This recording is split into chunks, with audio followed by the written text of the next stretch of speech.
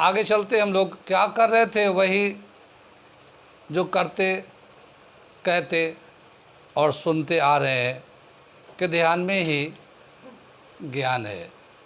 ठीक है, मैं साबिर अली और आप देख रहे हैं ILCC अली क्लासेस, और हम लोग कर रहे थे फिज़िक्स क्लास 11th वेव। ठीक है, और वेव में हम लोगों ने कल इक्वेशन लिखा था, इक्वेशन बनाया था और दिखाया था कि एक वेव जो होता है ना, टाइम के साथ साथ पोजीशन चेंज करता है, और उस पोजीशन को और टाइम के साथ जो रिलेशन निकाला था फाइनल, वो y is equal to a sine 2 pi upon lambda VT minus x, यही था। ठीक है, when wave is travelling from left to right, ये उसके लिए था जब वेव जो है ना लेफ़्ट से राइट की तरफ जाता है ऐसे। तो ठीक है, अगर वेव राइट से लेफ़्ट में जाए, इधर से जाए, ठीक है ना, ऐसे जाए उल्टा, तो उसके लिए हम लोग लिखते हैं व्हेन वेव इज ट्रैवलिंग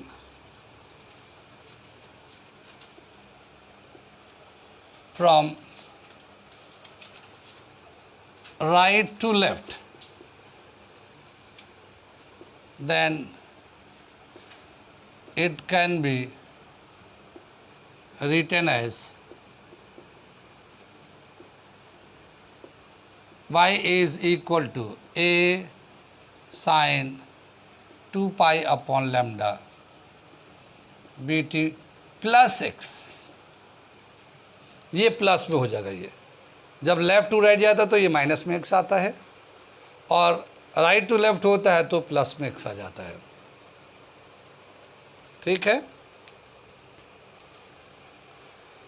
आगे दे रखा है जो वेव है, हम लोग बताया ही है कि वेव एक डिस्टर्बेंस होता है जो प्रोपगेट करता है, और वेव की जो स्पीड होता है एक मीडियम में कांस्टेंट रहता है, वो वैरी नहीं करता है।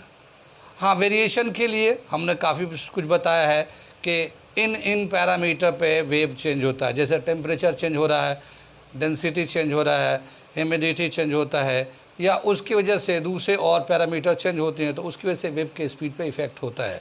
लेकिन एक गिवन कंडीशन में वेव का स्पीड चेंज नहीं होता, कांस्टेंट रहता है। लेकिन ऑसिलेशन ऑफ द पार्टिकल जो मूव करते हैं अपने मीन पोजीशन पे, उनका स्पीड चेंज होते रहता है। उनमें बहुत सारी चीज़ें चेंज होती है, स्पीड है, वेलोसिटी है, या फिर एनर्जी है, पोजीशन के हिसाब से चेंज होता रहता है। तो ये वेव है। आगे दे रखा है सुपरपोजिशन ऑफ वेव, यानी एक या एक से ज़्यादा वेव होगा तो जब वो दो एक दूसरे से ओवरलैप करेंगे तो क्या होगा उसका रिजल्ट। ठीक है ना, उसको कहते हैं superposition of wave. Superposition of wave,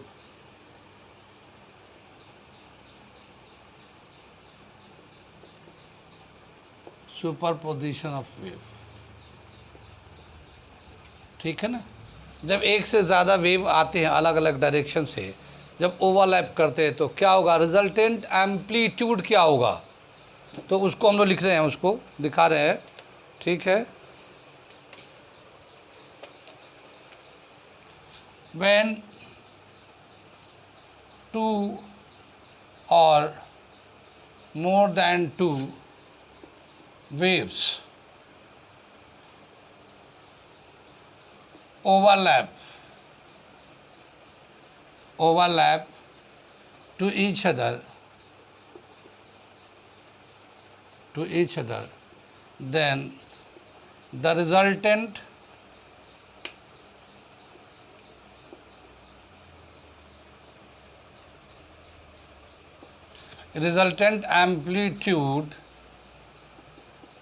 amplitude is equal to algebraic sum of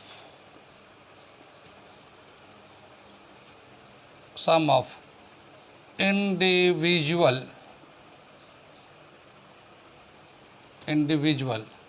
amplitudes। ठीक है। रिजल्टेंट जो होगा y1 plus y2 plus y3, इस तरह से ये चलता रहता है।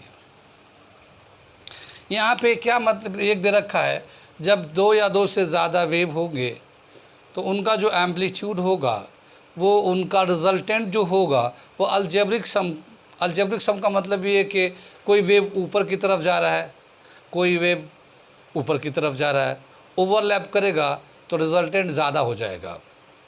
एक एम्पलीट्यूड जो है ना पॉजिटिव है, ऊपर की तरफ है, एक नीचे है, तो उसका रिजल्टेंट जो है ना नेगेटिव हो जाएगा या फिर ज़ीरो हो सकता है। तो मैं डायग्राम से एक दिखाता हूँ। जैसे मान लो एक वेव जो है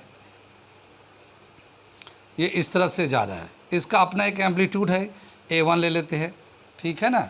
एक दूसरा वेव आता है ये भी, और ये भी इसी फेज़ में चल रहा है, इसका एम्पलीट्यूड को A2 ले लेते हैं। तो दोनों सेम फेज़ में है।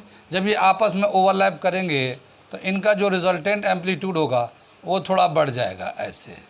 ये जो आएगा A1 प्लस A2 इन दोनों के सम के बराबर होगा, क्योंकि दोनों पॉजिटिव है।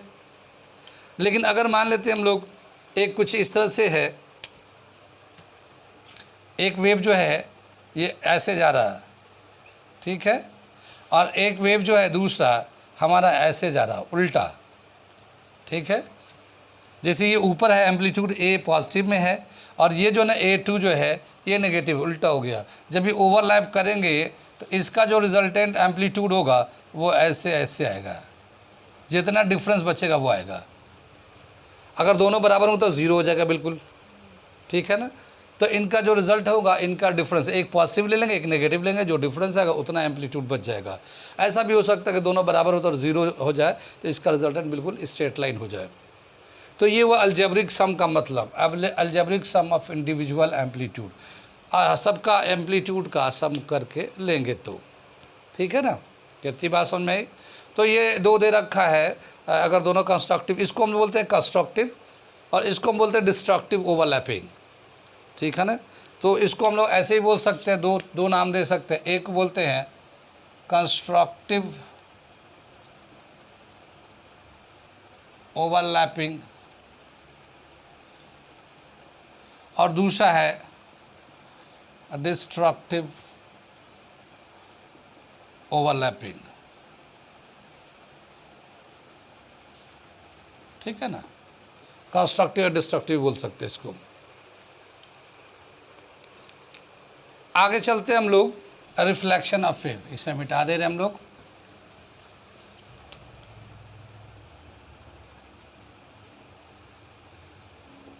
रिफ्लेक्शन ऑफ वेव्स, रिफ्लेक्शन तो नाम सुना ही होगा, लाइट में हम लोगों ने बचपन में पढ़ा था, bounce back in the same medium is called reflection of light, 10th class में पढ़ा था। यहाँ वेव का रिफ्लेक्शन दिखा रहे हैं। तो जो रिफ्लेक्शन होता है, अगर एक वेव जा रहा है और किसी चीज़ से टकरा के वापस आ रहा है तो उसी को हम बोलेंगे reflection of light. When a wave come back, ठीक है ना, व्हेन अ वेव, क्योंकि ट्रैवलिंग वेव चलता जाता है, आगे जाते रहता है, फिर किसी चीज़ से टकरा के वापस आ जाएगा। So when a wave bounce back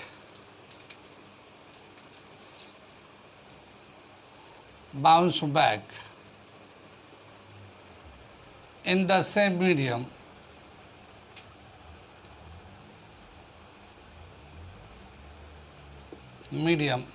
then it is known as reflection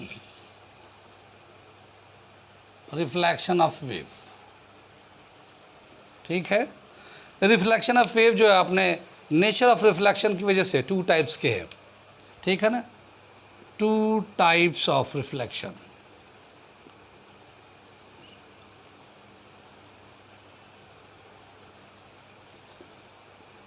ठीक है, क्या दे रखा है, एक फिक्स्ड एंड रिफ्लेक्शन,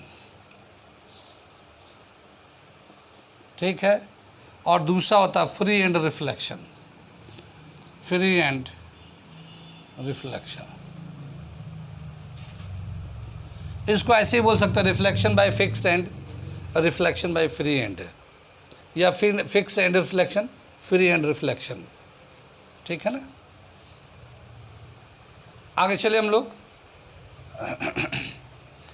इसे मिटा दें हम लोग और दिखाते हैं उसका क्या होगा एक डायग्राम से, कैसे होता है fix and free and reflection.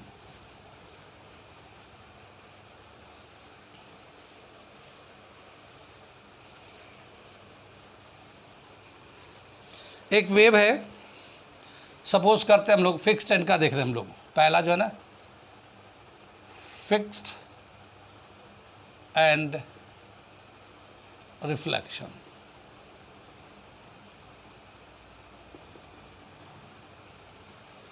एक वेव को अगर हम लोग वो मान लो ये रूप है ये, और रूप पे हम लोगों ने जर किया इस तरह से, तो एक रूप जो है ना कुछ इस तरह से वेव चलने लगेगा ये, ठीक है ना, इस तरह से रूप पे। अगर ये हम लोग मान लेते हैं एक खंबा है, ठीक है ना, और ये यहाँ पे बंधा हुआ है रस्सी जो ना, ये जो रूप है इसका ये एंड यहाँ पे बंधा हुआ है, ठीक है। तो एक वेव जो था इस तरह से जा रहा था ये, ठीक है, कितनी बात सुनी। और विजुअलाइज करेगा तो उसमें बंधा हुआ है, जब वो रिफ्लेक्ट करेगा ये वाला वेव, तो ये जो वेव रिफ्लेक्ट होगा वो जब चलेगा तो वो ऐसे आने लगेगा, रिफ्लेक्ट होके ऐसे आएगा ये,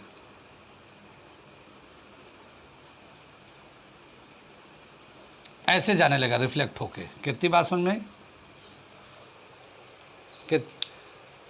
तो फिक्स एंड से, ये फिक्स एंड है, तो यहाँ से जब फिक्स एंड से रिफ्लेक्ट होगा तो दो चीज़ें इसमें चेंज आती हैं। फिक्स एंड से जब रिफ्लेक्ट होगा तो एक डायरेक्शन चेंज हो गया, पहले जो वेव आ रहा था लेफ़्ट टू राइट जा रहा था, लेकिन रिफ्लेक्ट होने के बाद राइट टू लेफ्ट जा रहा है, तो डायरेक्शन चेंज हो गया। और दूसरा फेज एंगल चेंज हो गया, पहला जो वेव था जो ऊपर से ऐसे आया था और जो रिफ्लेक्ट हुआ वो नीचे से जा रहा है, यानी 180 का फेज एंगल चेंज हो गया, 180 डिग्री का। कितनी बात सुने, यू टर्न, ठीक है ना, यू टर्न मतलब ऐसे गया वैसे आ गया, ठीक है ना, तो 180 डिग्री का चेंज आ जाता है। तो ये जो है ना 180 डिग्री का चेंज आ जाएगा। कितनी बात सुने। तो फिर ये जो वेव होगा इसका क्या इक्वेशन होगा, जो रिफ्लेक्टेड वेव होगा उसका क्या इक्वेशन होगा वो हम लोग लिखने जा रहे हैं, ठीक है।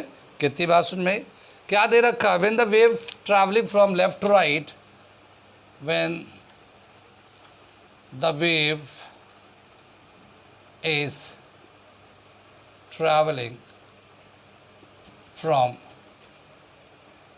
Left to right, it is given as y is equal to a sin 2 pi upon lambda vt minus x। ये इक्वेशन बंद कर दिया। आफ्टर रिफ्लेक्शन,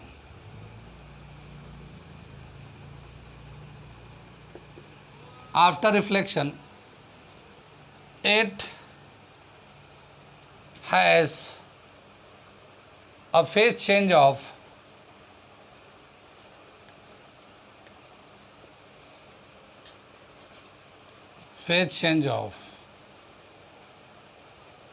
pi,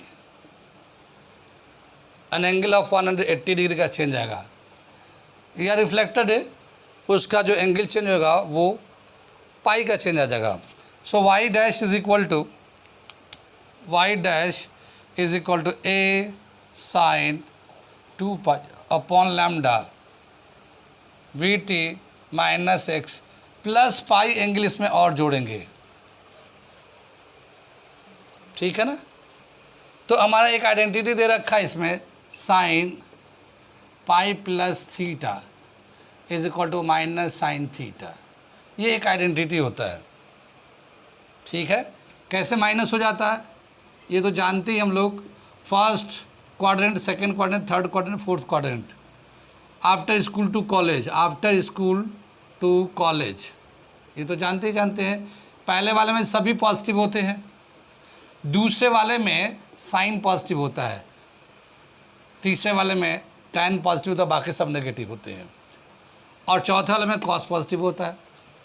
जब पाई एंगल अगर हम लोग ऐड करेंगे तो ये यहाँ से यहाँ तक पाई हो गया 180, यहाँ से यहाँ तक जाने में ये 180 हो गया। उसमें थीटा प्लस किया तो थर्ड क्वार्टर में पहुँच गया, और थर्ड क्वार्टर में साइन माइनस में होता है। थर्ड में सिर्फ tan ही, और tan का वो रेसिप्रोकल कॉट पॉजिटिव होता है, बाकी साइन, कॉसेक, कॉस, सेक ये सब नेगेटिव होते हैं। तो साइन के टर्म में ये माइनस हो गया। ये कितनी बात सुन रही?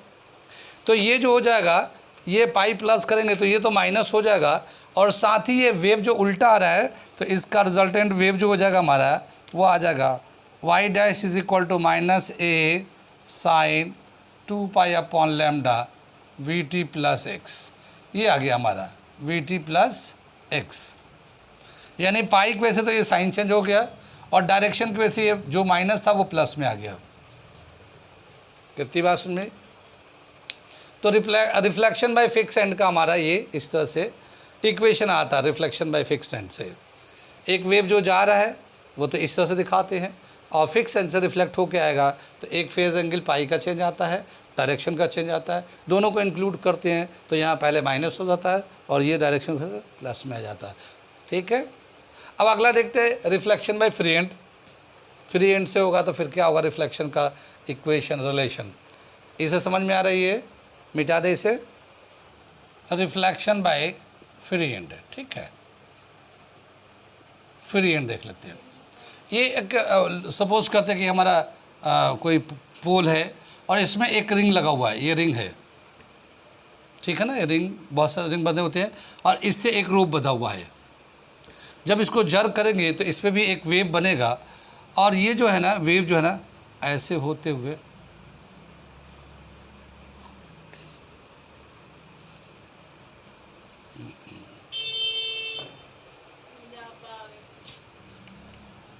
मैं इसमें ज़्यादा कुछ नहीं, बस समझ लो ये मेरा ही हाथ काम नहीं कर रहा, ये आ गया। और यहाँ पे जो रिंग है ये हमारा फ्री है, ये ठीक है ना। तो ये वेव जो जा रहा था इधर से जा रहा था इस तरफ से, लेकिन ये फ्री रिंग होने की वजह से जब ये जो पार्टिकल ऊपर की तरफ खींचेगा ना तो ये रिंग भी ऊपर खींच जाएगा। फिक्स वाले में तो जा नहीं सकता था, फिक्स वाले में जा नहीं सकता था, लेकिन ये रिंग फ्री है तो जैसे ये पार्टिकल ऊपर की तरफ जा रहे हैं ना तो ये रिंग को खींच ले जाएंगे ऊपर। जब ये खींच ले जाएंगे तो ये रिंग यहाँ चला जाएगा, फ्री है, ऊपर चला जाएगा। लेकिन वो रिफ्लेक्ट होके दोबारा जब चलेगा तो वेव उसी तरह से, उसी ये रिंग से, इसी फ्री रिंग से यहाँ से ये फिर दोबारा से एक वेव इधर से ही वापस आ जाएगा। ओवरलैपिंग का वो तो एक वेव इधर से चला गया तो वो तो ख़त्म हो गया, फिर रिफ्लेक्ट होने के बाद उधर से वापस आ रहा हमारा। तो लेकिन क्या हुआ कि इसमें फेज जो पाई का चेंज हो रहा था, जो इधर से उस पर फिक्स में हो रहा था वो नहीं हो रहा, सिर्फ डायरेक्शन चेंज होगा। तो फ्री एंड में सिर्फ डायरेक्शन चेंज होता है, फेज का चेंज नहीं होता। जो फेज जो हम लोग पाई का दिखा रहे थे 180 एंगल का वो चेंज नहीं आता। कितनी बात में? तो इसमें क्या होगा? When wave is traveling after reflection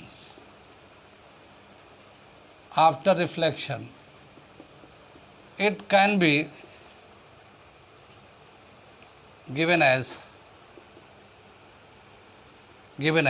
y is equal to a sin 2 pi upon lambda vt plus x। सिर्फ डायरेक्शन का चेंज है ना तो इसमें सिर्फ प्लस होगा और कोई चेंज नहीं आएगा। कितनी बात में? ये आगे चलेंगे ना तो उसमें बहुत यूज़ में आएगा, जितना भी आगे का करेंगे। तो ये फ्री एंड फिक्स एंड का बहुत रोल है। तो ये समझना कि फिक्स एंड है तो उसमें माइनस भी आ जाता और डायरेक्शन भी चेंज का प्लस दिखाते हैं, और फ्री एंड में सिर्फ डायरेक्शन चेंज होता तो ये प्लस होता है, बाकी एज इट इज़ आता है। कल हम लोग इसके आगे का कराएंगे यहाँ से।